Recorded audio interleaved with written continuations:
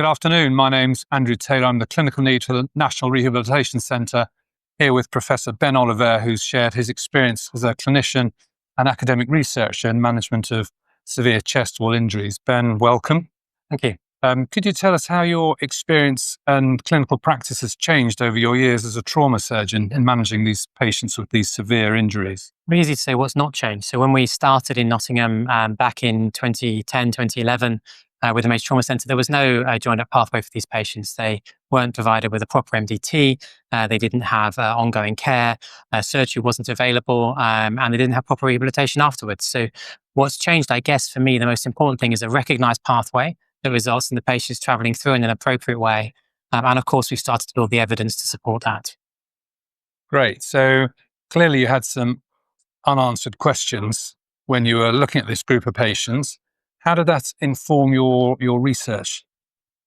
So we did. We had a lot of unanswered questions. I mean, the first question, I guess, was who would benefit from rib fixation. There were questions surrounding whether or not patients should be transferred for rib fixation.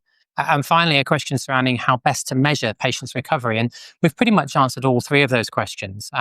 So in terms of transfer, we've done a range of studies looking at, from the National TARN data set, what happens to patients who are fixed or not and how they are managed through a comprehensive major trauma pathway, and established that those patients who would benefit from rib fixation are better to receive it and better to be transferred to receive it.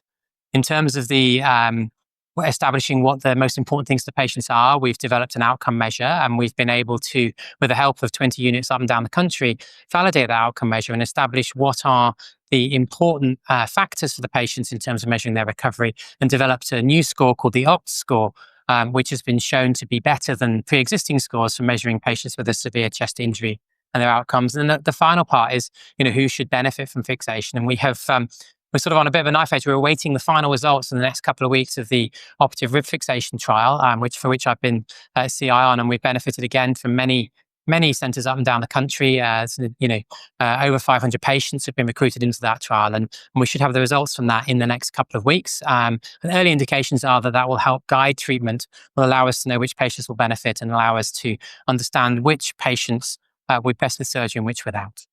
Thanks, Ben. I know there's a bit of an embargo on those results, but do you see there being a major change in the way we manage these injuries as a result of your trial? Yeah, I think there is. I think it's likely that some selected subgroups will be offered fixation primarily, and others will not until they're in a position where they will benefit. So I think it is one of those trials that actually has quite a nuanced answer. I think will change clinical practice dramatically.